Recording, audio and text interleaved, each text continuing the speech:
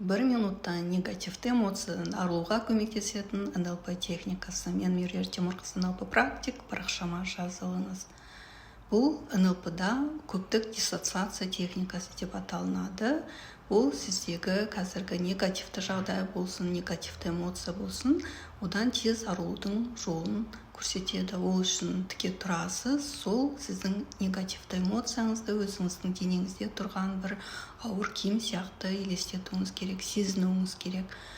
Содан соң сол үстіңіздегі негативті жағдай, сол негативті киім сияқты, комбинезон сияқты, соны өзіңіздің үстіңізден шешіп, жерге тастап, алға қарай бір қадам жасайсыз.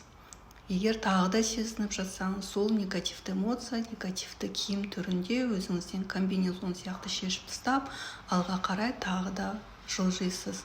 Осылай өзіңіздегі бірнеше қадам жасау арқылы